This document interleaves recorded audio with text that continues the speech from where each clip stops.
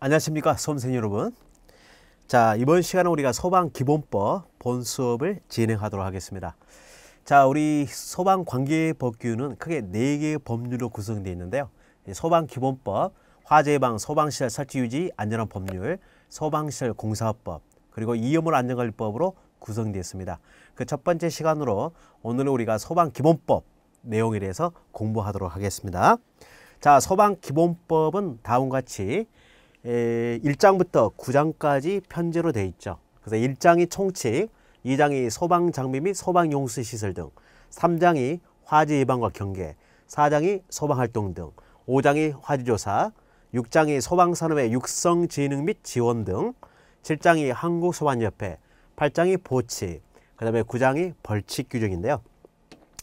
자, 총칙 파트에서 우리가 목적과 정의가 시험에 잘 나오죠. 그 다음에 129 종합사항실도 아주 잘 나옵니다.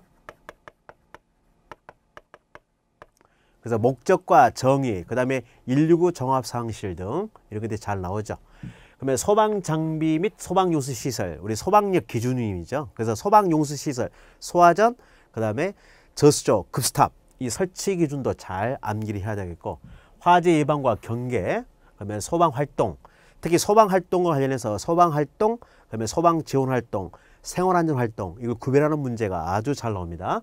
그러면 화재조사 활동은 매년 한 문제씩 나오는데요. 화재 원인조사와 피해조사를 구별하는 문제가 시험 문제 아주 잘 나옵니다.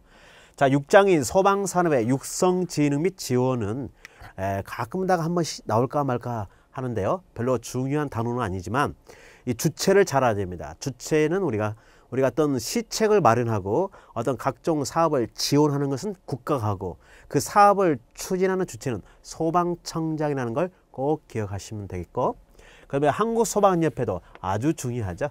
그래서 한국소방협회에 대한 세세한 내용들도 공부하도록 하겠습니다. 자, 보칙은 소방청장의 감독 업무와 권한 위임과 관련된 내용이고요.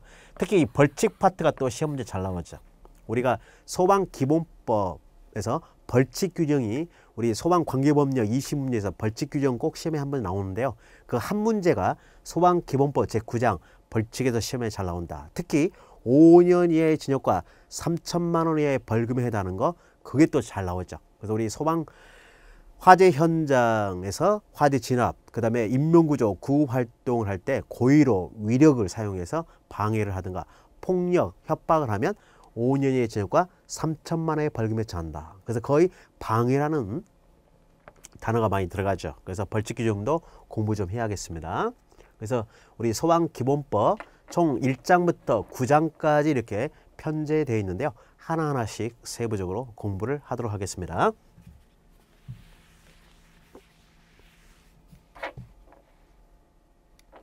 자, 먼저 우리가 1장 총칙 파트를 먼저 공부하는데요. 책을 보시면 그 총칙이 있습니다. 제1장 총칙. 총칙은 총 7개의 내용으로 구성되어 있죠. 1조부터 7조까지. 이게 또 시험 문제 잘 나옵니다. 그래서 소방기본법 총칙에 규정된 내용에 해당하지 않는 것을 고르시오 하고 시험에 나오죠.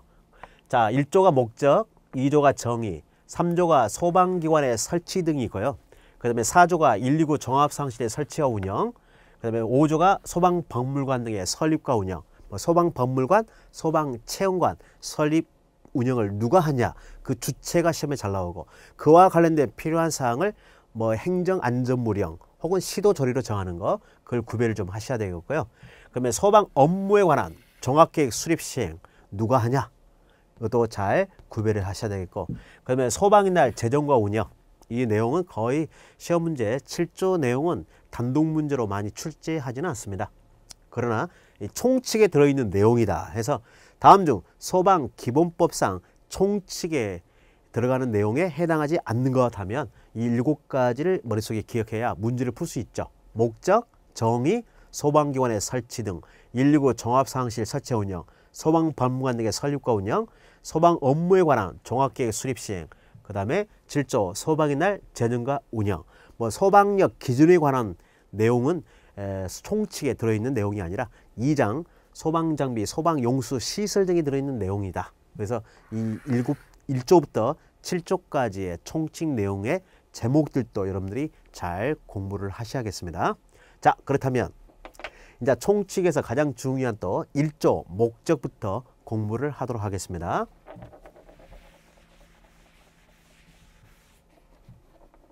자, 1조 목적 책을 보시면 자, 화재를 예방, 경계, 진압하고 그 다음에 화재, 재난, 재해, 그 밖의 위급한 상황에서 구조, 구급 활동을 통하여 국민의 생명, 신체, 재산을 보호함으로써 공공의 안녕입니다. 공공의 안녕 및 질서 유지와 복리 증진에 이바지함을 목적으로 한다. 그래서 이 1조 목적은 그대로 다 암기를 해놔야 됩니다. 자, 화재를 예방, 경계, 진압하고 번호를 한번 붙여볼까요? 1번. 화재, 재난, 재해, 그 밖의 위급한 상황에서 구조, 구급 활동을 통하여 구조, 구급 활동에다가 2번. 국민의 생명, 신체, 재산을 보호한다. 3번. 그다음에 공공의 안녕 및 질서 유지에다가 4번. 그 다음에 복리 증진에 이바지함을 목적으로 한다. 5번. 이렇게 보시면 되겠네요. 그래서 크게 우리 소방기본법 제1조의 목적에는 5개의 내용이 규정되어 있다. 목적으로. 자, 그 중에서 1번부터 4번까지가 소방의 목적 중 소극적 목적에 해당하죠. 그 다음에 5번이 바로 복리 증진에 이바지함을 목적으로 한다. 이 복리 증진에 이바지함을 목적으로 한다가 바로 적정 목적에 해당하겠습니다. 그래서 이 1조의 목적은 너무 중요하죠. 그래서 여러분들이 화재를 예방, 경계, 진압하거나 화재, 재난, 재해, 그 밖의 위급한 상황에서 구조, 구급을 통하여 국민의 생명, 신체, 재산을 보호함으로써 공공의 안녕 및 질서 유지와 복리 증진에 이바지함을 목적으로 한다. 그리고 오답이 있죠. 이 공공의 안녕인데 공공의 안전 나오면 틀려버립니다. 공공의 안전이 아니라 공공의 안녕이라는 사실을 꼭 기억해 주시면 되겠습니다. 이 목적이 또 너무나 시험에 잘 나오니까 평상시에 많이 읽어봐야 되죠. 그래서 소방기본법 제1조 목적하면 수컨이 여러분들이 입에서 달달 말할 수 있도록 자꾸 반복을 통해서 암기를 하셔야겠네요. 자, 그 다음에 2조로 넘어가면 2조는 또 우리 용어의 정의입니다. 용어의 정의. 정의도 시험 문제에 엄청 잘 나오죠. 자, 그래서 책을 보시면 제2조의 정의. 먼저 소방대상물이 나옵니다. 자, 소방대상물이란 먼저 건축물, 그 다음에 차량, 그 다음에 선박. 근데 여기서 가장 중요한 게 선박이에요. 자, 이 선박은 어떤 선박에 하느냐? 항구에 메어둔 선박에 하는다. 아, 정말 중요하죠? 그래서 항구에 메어둔 선박만 해당한다. 그러면 오답이 있겠죠. 우리 항해 중인 선박은 해당하지 않아요.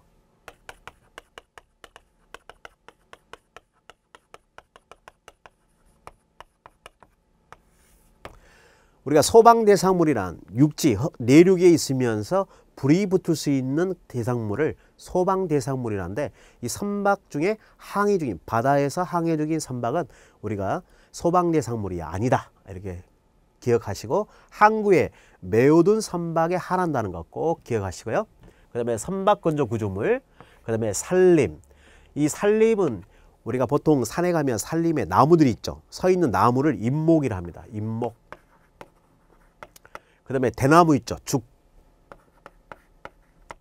이 임목과 죽이 하나지 그에 부속되어 있는 토지는 또 해당하지 않아요. 산림하면 산림에 부속되어 있는 토지는 해당하지 않는다. 그다음에 그 밖에 인공구조물, 그 다음에 물건이죠. 그래서 총 7개가 바로 소방대상물에 해당하겠습니다. 7개. 그래서 건축물, 차량, 선박, 선박건조 구조물, 산림, 인공구조물, 물건, 이 7개가 바로 소방대상물에 해당하죠. 그래서 가장 시험에 많이 나온 게 이 선박 중에 항해 중인 선박이 오답으로 많이 나옵니다. 그래서 꼭 기억하시고, 그러면 이제 이 소방대상물에 해당하지 않는 것도 또 있죠. 이 항해 중인 선박도 소방대상물에 해당하지 않지만 또 어떤 것도 소방대상물에 해당하지 않느냐? 철도입니다. 철도. 그 다음에 지하 배선물. 그 다음에 나는 항공기.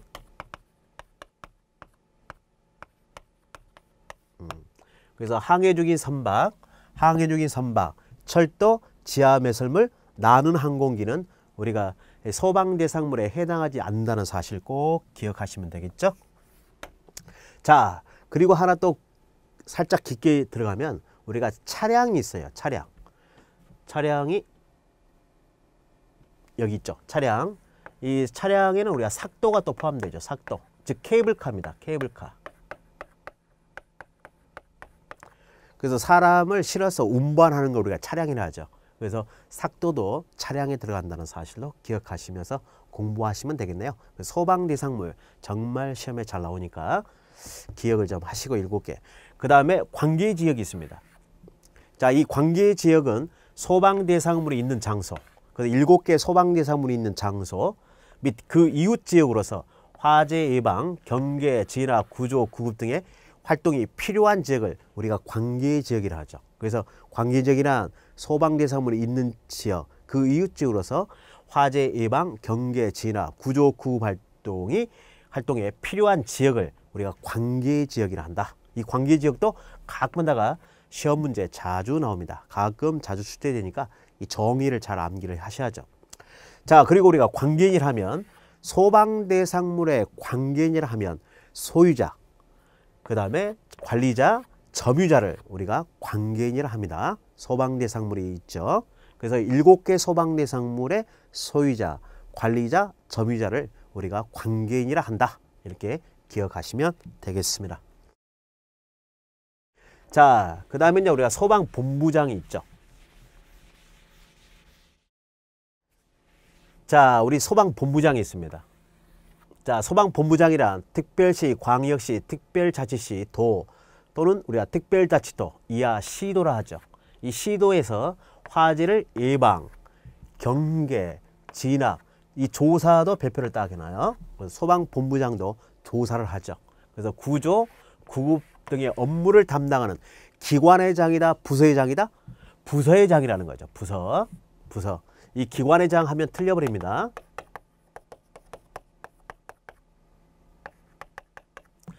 우리가 소방본부장은 시도에 설치되어 있는데요. 시도의 소방행정 책임의 기관장은 시도의사입니다. 그 시도의사의 소방행정 책임을 지원, 보조하는 기구로서 시청에 가보면 여러 부서들이 있죠. 그 부서의 하나에 불과하는 게 소방본부죠. 그 소방본부의 부서의 장이 소방본부장입니다. 그 대신 우리가 소방본부장은 또 국가직이죠. 국가직에 해당한다. 그래서 소방본부장 하면 시도에서 화재 예방, 경계, 진압, 특히 조사, 이 조사도 빼면 안 되겠죠. 조사 및 구조, 구급 등의 업무를 담당하는 기관의 장이 아니라 부서의 장이라는 것 꼭 기억하시면 되겠죠. 기관의 장은 시도의사라는 것이죠. 그 다음에 5번에 소방대가 있습니다. 자, 소방대란 화재를 진압하고 화재, 재난, 재해, 그 밖에 위급한 상황에서 구조, 구호 활동을 하기 위해 다음 강목의 사람으로 구성된 조직체를 소방대라 합니다. 그래서 소방대는 크게 3명으로 구성된 조직체를 소방대라 하죠. 그 대표적인 사람들이 소방공무원, 그 다음에 임용된 의무소방원, 그 다음에 의용소방대원입니다. 이 3명으로 구성된 조직체를 소방대라 한다. 그럼 오답이 있어요. 자, 지금까지 출제된 거 기출문제를 분석해 보면 이 소방대에 엉뚱한 대원을 꼭 집어넣습니다. 그게 바로 2가지가 있는데요. 자의소방대원이 있습니다. 그 다음에 자체소방대원이 있죠.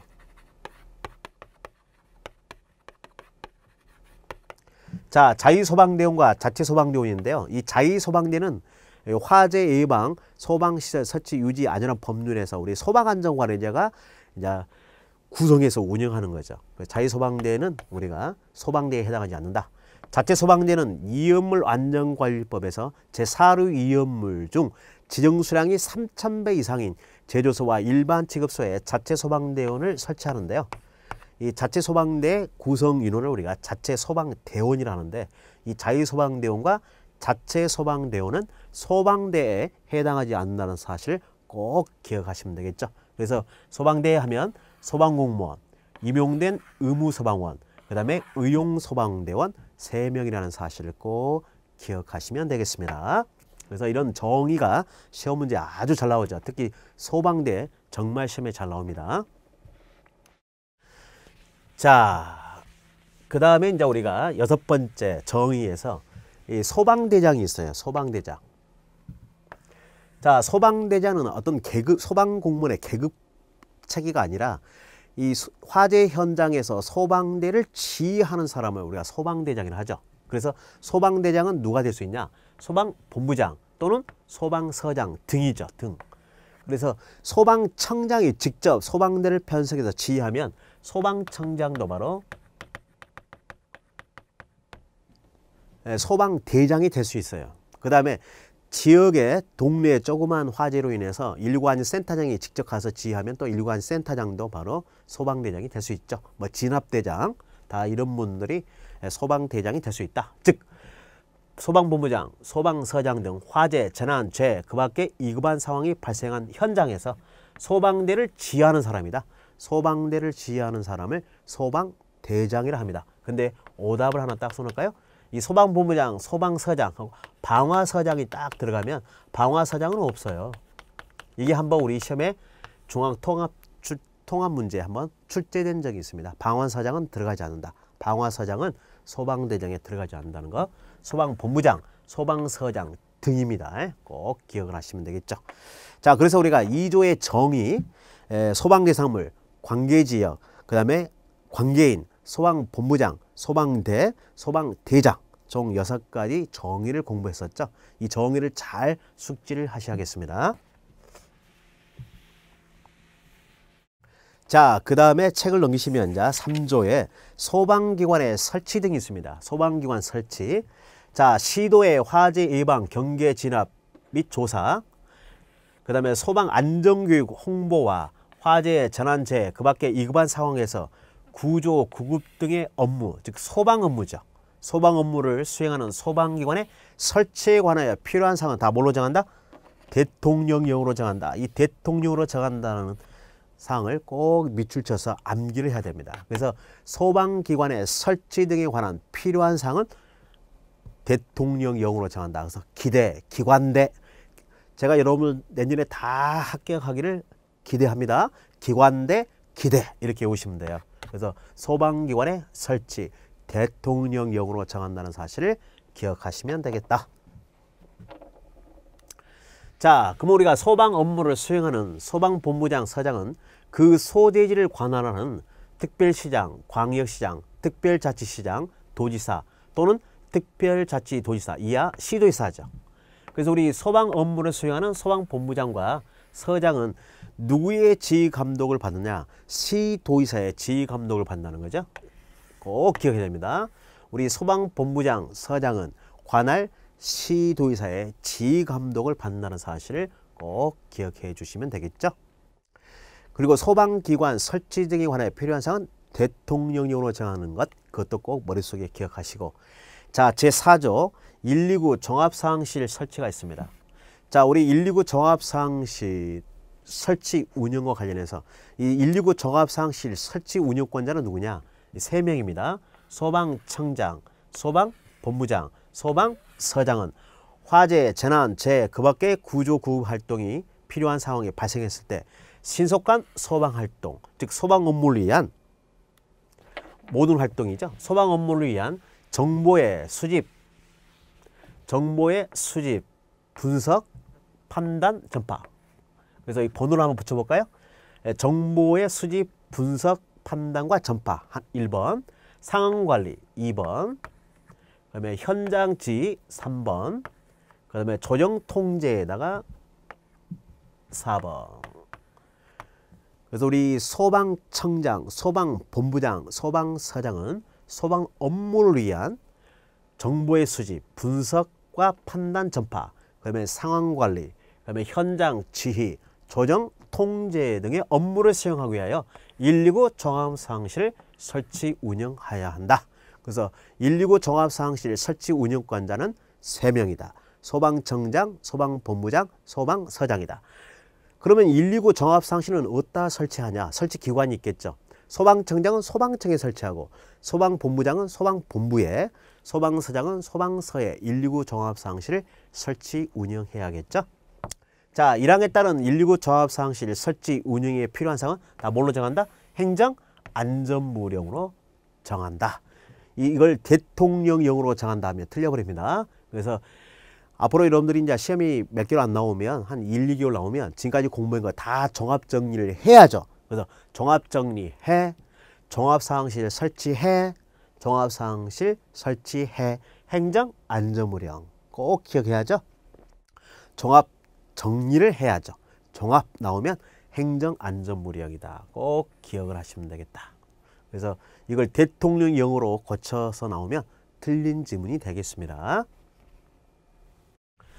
자, 그래서 우리가 119 종합상황실 설치 운영과 관련해서 소방청장, 소방본부장, 소방서장이 설치 운영한다는 것과 그 다음에 정보의 수집, 분석과 판단 전파, 상황관리, 현장 지휘 및 조정 통제 업무를 수행한다는 것 꼭 기억하시면 되겠고요. 이런 119 종합상황실 설치 운영 등에 관한 필요한 사항은 행정안전부령으로 정한다는 사실을 꼭 기억해 주시면 되겠습니다.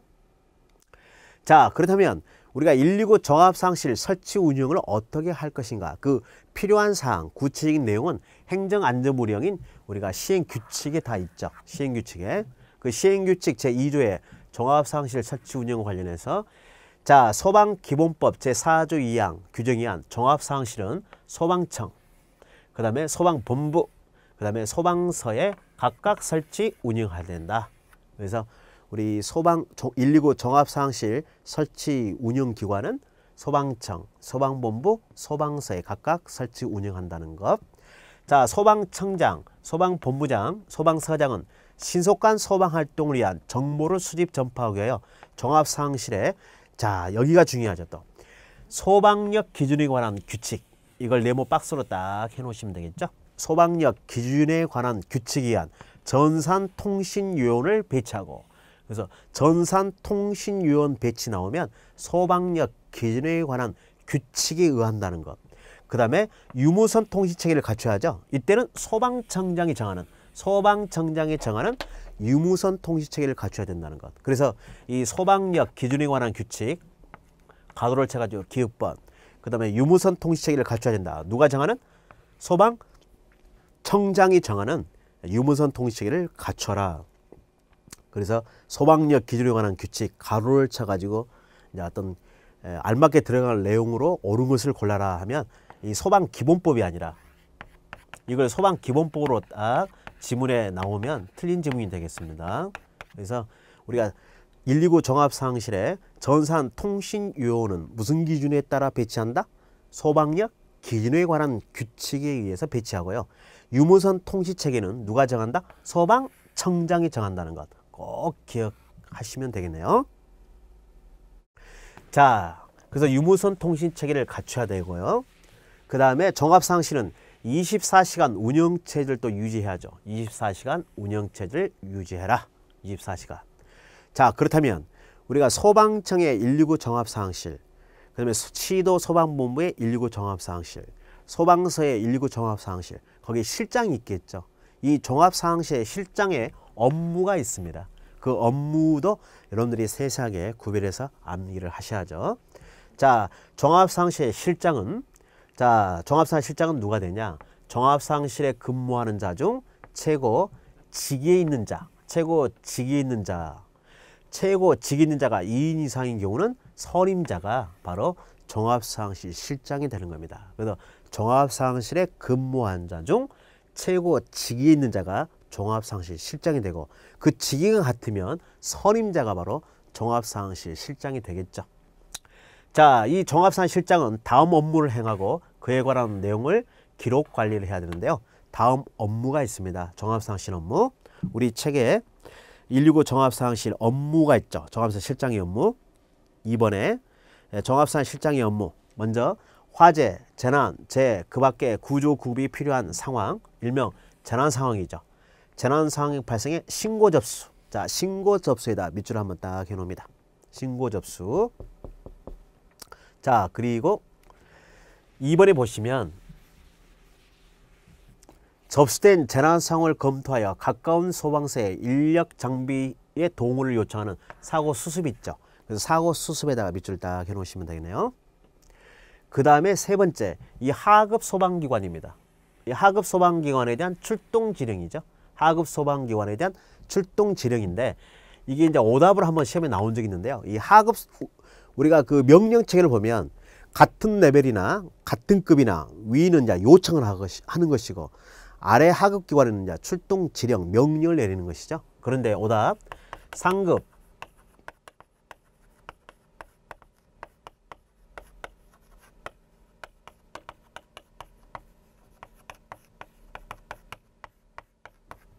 이 상급 소방기관에 대한 출동 지령 나오면 틀려버립니다.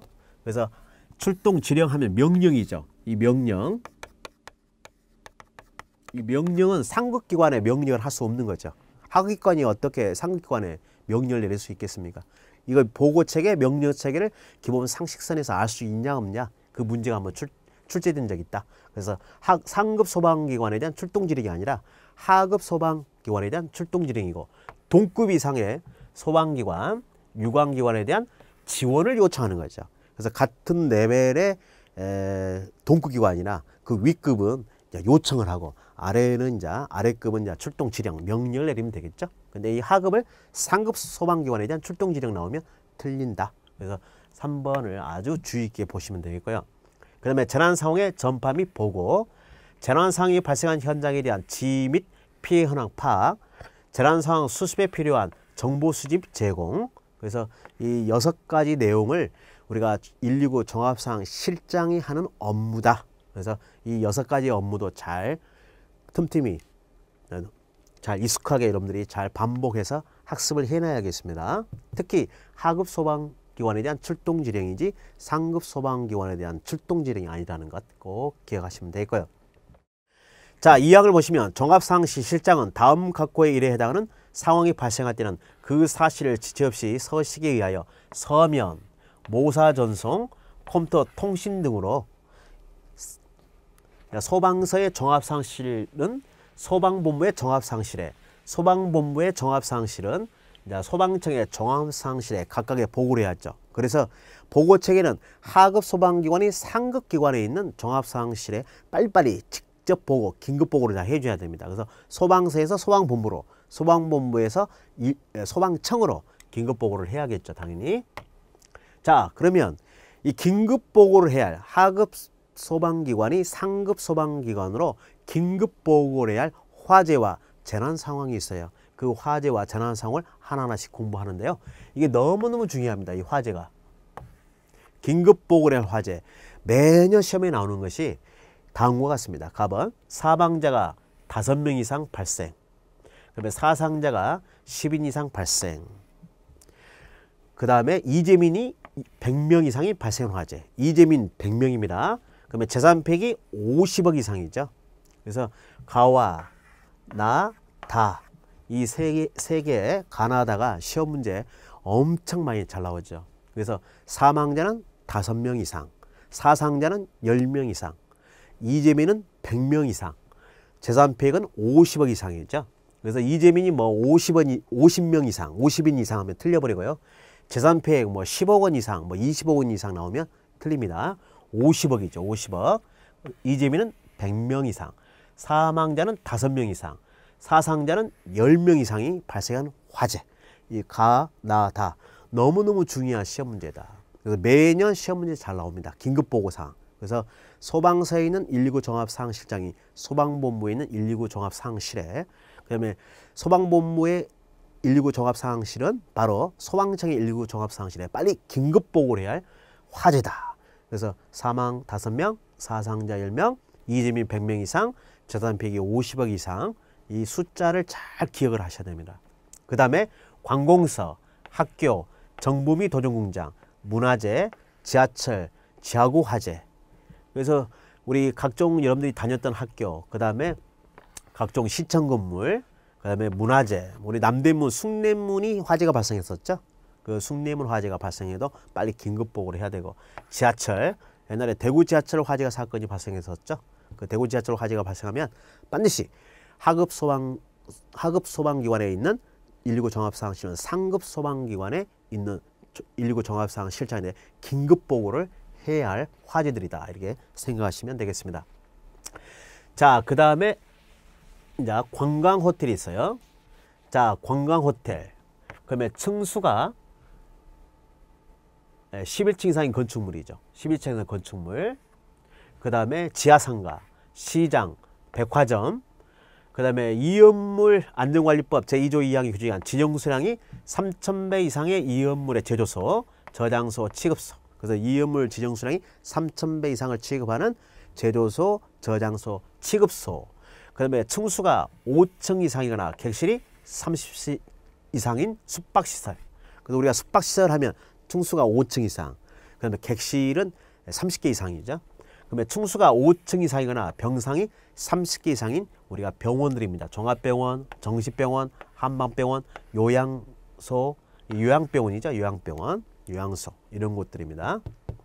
그 다음에 연면적이 15,000제곱미터 이상인 공장입니다. 공장. 연면적이 15,000제곱미터 이상인 공장 등에 우리가 바로 이런 곳에 화재가 발생하면 바로 상급기관 119 종합상황실에 빨리 긴급 보고를 해야 할 화재다. 이렇게 보시면 되겠습니다. 자, 그래서 이 연면적 기준, 그 다음에 층수, 면적 기준을 잘 아셔야 돼요. 그래서 11층 이상의 건축물, 지정수량은 3,000배 이상, 그 다음에 숙박실은 5층 이상이고 30개 이상인 객실, 그 다음에 병원들은 5층 이상이고 병상이 30개 이상이죠. 그 다음에 공장은 연면적이 15,000제곱미터 이상인 공장에서 화재가 발생하면 긴급보고사항이다. 그리고 우리가 소방기본법 시행령에 따른 화재 경계지구에서 발생한 화재입니다. 그래서 화재 경계지구에서 발생한 화재, 이것도 나중에 8개가 있어요. 8개 장소에서 발생한 그 화재도 긴급보고를 해야 할 화재죠. 그 다음에 철도 차량, 항구에 메어둔 총 톤수가 1,000톤 이상, 그 1,000톤 이상을 또 밑줄을 하시면 되겠죠. 그래서 항구에 메어둔 선박 톤수가 1,000톤 이상인 선박, 그 다음에 항공기, 발전소, 변전소에서 발생한 화재. 자, 이것들은 전부 다 우리가 보통 특수화재로 분류하기도 하는데요. 자, 가스, 화학유의 폭발에 의한 화재, 그 다음에 화재 예방, 소방시설 설치 유지하는 법률 제18조 규정에 의한 다중이업소 화재. 특히 여기 화재 예방입니다. 화재 예방, 소방시설 설치 유지 및 안전 관련 법률, 다중이업소에 발생한 화재. 그다음에 긴급구조 대응활동 및 현장 지휘에 관한 규칙에 의한 통대단장의 현장 지휘가 필요한 재난 상황. 그래서 통대단장, 우리 통대단장은 3명이죠. 중앙긴급통대단장, 시도긴급구조통대단장, 시군구 긴급통대단장인데요. 그 통대단장들은 전부 다 소방청장, 소방본부장, 소방서장이다. 이렇게 생각하시면 되겠다. 이 3명이 바로 통대단장이죠. 이 통대단장의 현장 지휘가 필요한 재난 상황도 긴급 보고해야 할 재난이다. 이렇게 생각하시면 되겠습니다. 자, 그 다음에 세 번째, 언론에 보도된 재난이 있어요. 언론에 보도된 재난. 그다음에 그 밖에 소방청장이 정하는 재난 상황이죠. 소방청장의 재난 상황. 그래서 크게 4개의 화재와 재난 상황에 대해서 긴급 보고를 상급기관에 빨리빨리 해줘야죠. 자, 사망을 보시면 종합상황실 근무자의 근무 방법 등 종합상황실의 운영에 관하여 필요한 사항은 종합상황실을 설치하는 소방청장, 소방본부장, 소방서장이 각각 정한다. 이 지문도 너무너무 중요하죠. 그래서 종합상황실에 근무하는 방법, 근무 방법들은 그 설치자가 바로 근무 방법을 정하겠죠. 그래서 소방청에는 소방청장이 정하고, 소방본부에는 소방본부장이 정하고, 소방서에는 소방서장이 각각 정한다는 사실을 기억하시면 되겠습니다. 그래서 우리 종합상황실 긴급보고와 종합상황실 기본적인 내용들을 공부를 했었네요. 자, 책을 넘기시면 이제 5조 소방박물관 등의 설립과 운영이 있습니다. 자, 5조를 보시면 소방박물관 등의 설립과 운영이 있는데요. 자, 소방의 역사와 안전 문화를 발전시키고 국민의 안전의식을 높이기 위하여 소방청장은 소방박물관을, 시도지사는 소방체험관을. 그래서 우리가 소방박물관 설립 운영권자는 소방청장, 소방체험관 설립 운영권자는 시도지사라는 사실을 기억하시면 되겠네요. 그래서 소방체험관이란 화재 현장에서 피난 등을 체험할 수 있는 체험관을 말하죠. 그걸 각각 설립 운영할 수 있다. 자, 2항 1항에 따른 소방박물관 설립과 운영에 필요한 사항은 행정안전무령으로 정하죠. 그래서 소방박물관 설립 운영에 관한 사항은 행정안전무령이다. 그래서 가로를 딱 쳐놓으시고 별표를 딱 해놓으시고요. 그 다음에 소방체험관 설립 운영에 관한 필요한 사항은 행정안전무령으로 정하는 기준에 따라 시도 조례로 정한다. 자, 여기 행정안전무령으로 정하는 바에 따라 시도 조례로 정한다는 거. 그래서 기읍번, 니은번, 디귿번 이거 가로를 딱 쳐가지고 여기다가 가로를 딱 베어둬가지고 기읍, 니은, 디귿에 알맞게 들어간 내용을 고르시오 이렇게 출시할 수도 있어요. 그래서 소방박물관 설립 운영에 관한 필요한 사항은 행정안전무령으로 정한다. 자, 소방체험관 설립 운영이 중요한데요. 이 행정안전무령으로 정하는 기준에 따라 시도 조례로 정한다는 것 꼭 기억하시면 되겠죠. 그래서 소방박물관은 행정안전무령, 그 다음에 소방체험관은 시도 조례로 정한다는 것. 그래서 우리가 체험을 할 때 미리 몸을 풀어야죠. 몸을 풀 때 우리가 군민체조를 합니다. 체조, 체험관, 시도 조례, 체조 이렇게 기억하시면 되겠습니다. 단독 문제를 한번 출제한 적이 있죠. 시도 조례. 그래서 소방체험관 설립 운영에 관하여 필요한 사항은 행정안전무령으로 정하는 기준에 따라 시도 조례로 정한다. 그래서 이 세 개 행정안전무령, 시도 조례 잘 가로를 쳐서 주의 깊게 공부를 하셔야겠네요.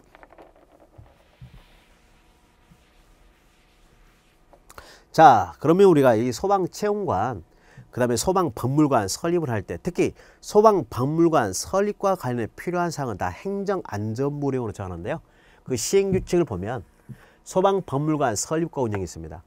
자, 소방청장은 규정에 의하여 소방박물관을 설립 운영하는 경우 소방박물관에 소방박물관장 1명, 부관장 1명을 두대. 그래서 박물관장 1명, 부관장 1명을 두는데 소방박물관장은 소방공무원 중에서 소방청장이 임명한다.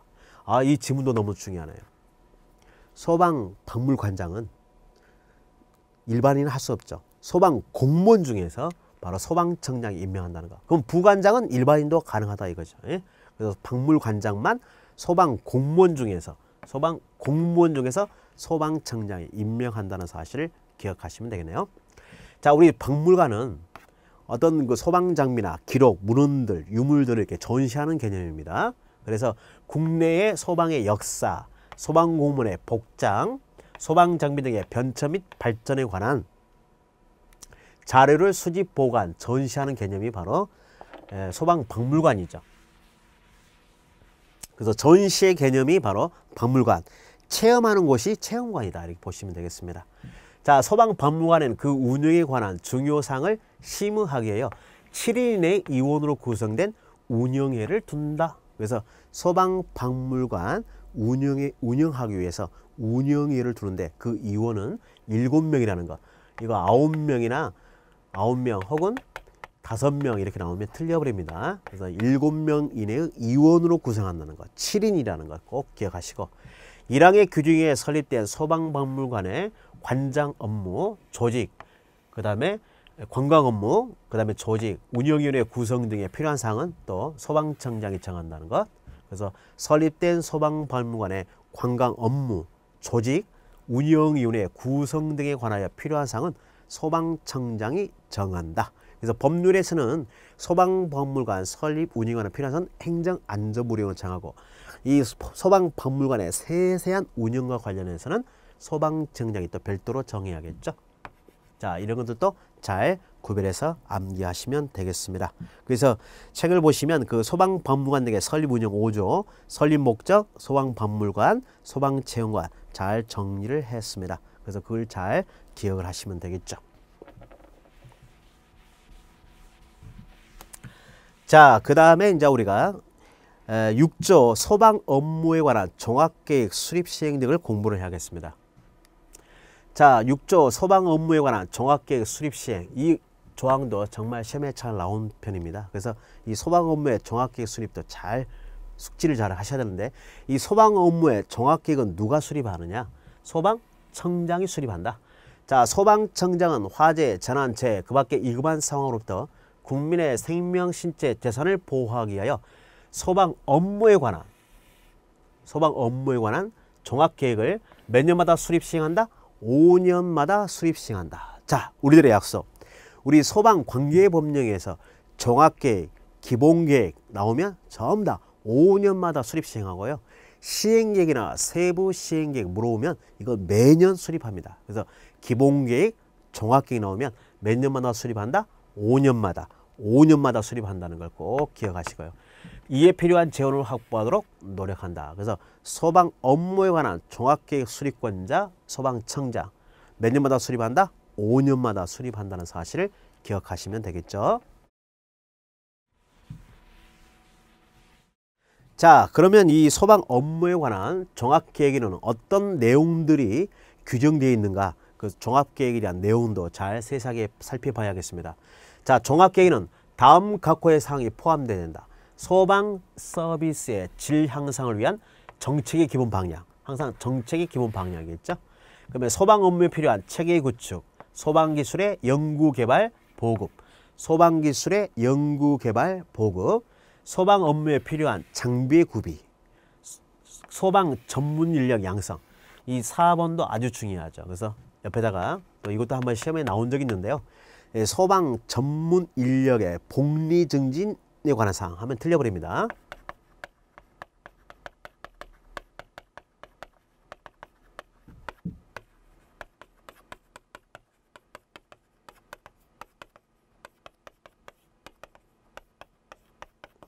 자, 소방 전문 인력의 복리 증진에 관한 사항은 해당하지 않는다.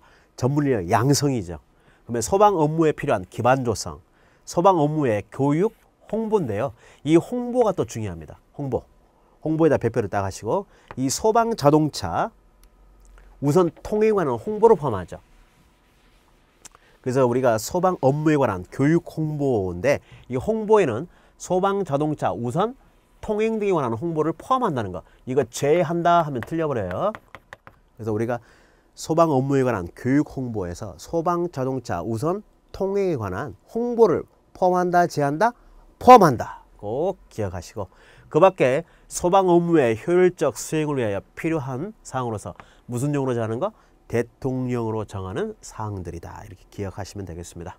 자, 소방청장은 1항에 따라 수립한 종합계획을 관계중앙행정기관의 장과 시도의사에게 통보하는 거죠. 그래서 소방청장이 소방 업무에 관한 종합계획을 수립하면 그것을 관계중앙행정기관의 장과 시도의사에게 통보를 해줘야 됩니다.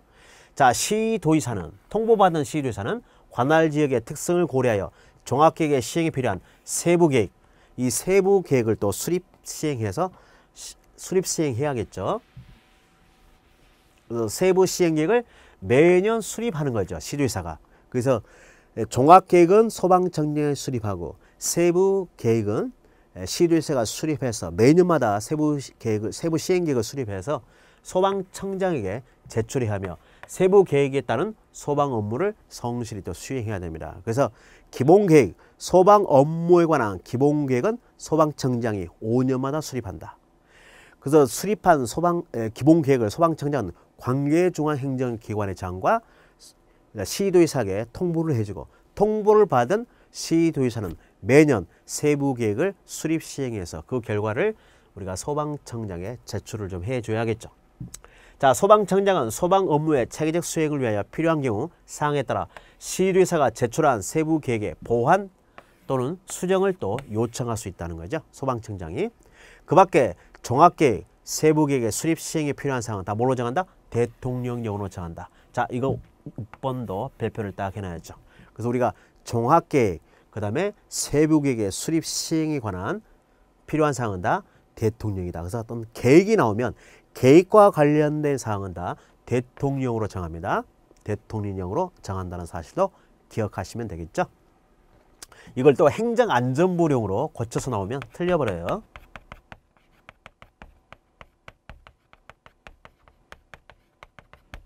그래서 각종 계획들, 종합계획, 뭐 기본계획, 뭐 세부계획 이런 것들은 전부 다 대통령령으로 정한다는 사실을 머릿속에 또 기억을 해 주시면 되겠습니다.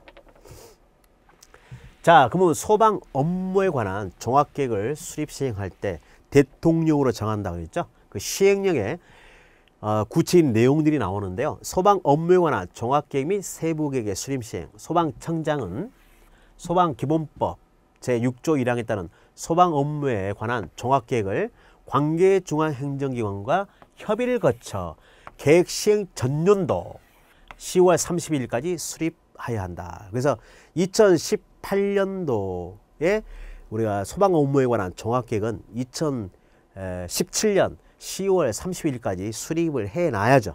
그래서 1년 전에 미리 수립한다.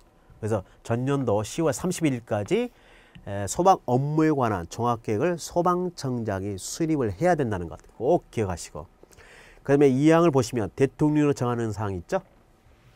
대통령으로 정하는 사항 하면 우리 종합계획에 들어있는 내용입니다. 종합계획에는 또 대통령으로 정하는 사항으로 재난, 재해, 환경 변화에 따른 소방 업무에 필요한 대응체계 마련, 그 다음에 장애인, 노인, 임산부, 영유아, 어린이 등 이동이 어려운 사람을 대상으로 한 소방활동에 필요한 조치도 종합계획에 들어가 있어야죠. 그래서 종합계획에 대통령으로 정한 사항 이 두 가지도 책에다가 딱 그 종합계획 내용 책에 보시면 7번에 그 밖에 소방 업무의 효율적 수행을 위하여 필요한 사항으로 대통령으로 정한 사항, 그 대통령으로 정한 사항에 이 두 가지를 딱 써놓으시면 되겠다. 재난, 재해, 환경 변화에 따른 소방 업무에 필요한 대응체계 마련, 장애인, 노인, 임산부, 영유아, 어린이 등 이동이 어려운 사람, 이 이동이 어려운 사람을 우리가 재약자라 하죠. 어려운 사람을 대상으로 한 소방 활동에 대한 필요한 조치를 또 규정을 해야 돼요. 종합계획에다가. 그래서 그 책에 보시면 소방 업무에 관한 종합계획 수립 시행 관련해서 종합계획 내용이 1번부터 7번까지 있는데 그 대통령으로 정하는 사항 이 두 가지를 같이 넣어 놓으시면 되겠습니다. 자, 3항을 보시면 특별시장, 광역시장, 특별자치시장, 도지사 또는 특별자치도지사는 법 6조 사항에 따른 종합계획 시행에 필요한 세부 계획을 말이죠. 시행 전년도 12월 32일까지 수립하여 소방청장에 제출해야 된다. 그래서 우리 소방청장이 종합계획 수립은 전년도 10월 31일까지 수립해야 되고, 세부 계획에 대해서는 시도지사가 전년도 12월 31일까지 시행해내는 것 꼭 수립해야 된다는 거 꼭 기억해야 됩니다. 그래서 소방청장이 소방 업무에 관한 종합계획은 전년도 10월 31일까지 수립해야 되고, 시도지사는 세부 계획을 전년도 12월 31일까지 수립해서 소방청장에게 제출해야 된다는 것, 이것도 같이 구별해서 암기하시면 되겠네요. 그래서 이 날짜도 같이 기입해서 암기하시면 되겠네요. 그래서 10월 31일, 그 다음에 12월 31일 두 개 날짜를 꼭 기억을 하셔야 됩니다. 자, 그게 바로 대통령으로 정하는 거, 우리 그 소방 업무에 관한 종합계획 필요한 사항은 다 대통령으로 정한다. 그와 관련된 내용들을, 세세한 내용들을 우리가 칠판을 통해서 여러분들이 제가 알려줬어요. 그래서 그 날짜를 꼭 기억을 해야 됩니다. 소방청장이 종합계획 수립은 전년도 10월 31일까지, 시도지사가 수립하는 세부 계획은 전년도 12월 31일까지 수립 시행한다는 것, 그것도 꼭 기억을 하셔서 암기를 좀 하시면 되겠습니다. 자, 그 다음에 책을 한 장 넘기시면 우리 소방의 날 재정과 운영이 있습니다. 제7조죠. 소방의 날 재정과 운영이 있어요. 국민의 안전의식과 화재에 대한 경각심을 높이고 안전문화를 정착시키기 위하여 매년 11월 9일을 소방의 날로 정하여 기념행사를 한다. 그래서 우리 소방의 날 하면 11월 9일입니다. 자, 여기서 우리가 참조 기념식 날짜 정리를 한번 해보도록 하죠.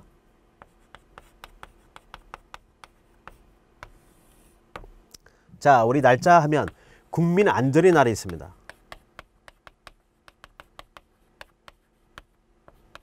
이거 매년 4월 16일입니다. 그 다음에 방지의 날이 있죠. 이 방지의 날은 매년 5월 25일입니다. 그 다음에 안전의 날이 있죠. 이 안전의 날은 매월 4일입니다. 자, 그래서 날짜 정리하면 우리 소방의 날 하면 11월 9일. 그 다음에 날짜 정리해서 국민 안전의 날은 매년 4월 16일이라는 거. 그 다음에 방지의 날은 매년 5월 25일. 안전의 날은 매월 4일이라는 거 꼭 기억을 하시면 되겠죠. 그래서 이 날짜 정리도 잘 구별해서 암기하시면 되겠습니다. 그래서 소방의 날 제정과 운영과 관련해서 그 관련 법령 정보가 있죠. 자, 가볍게 한번 볼까요?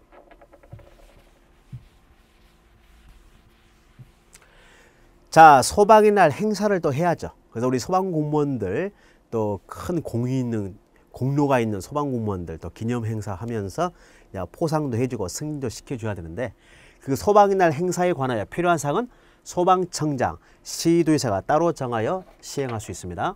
소방청장, 시도의사가 따로 정하여 시행할 수 있다. 이걸 꼭 기억하시고, 그 다음에 세 번째, 소방청장은 다음 각호에 해당하는 사람을 명예직 소방대원으로 위촉할 수 있다.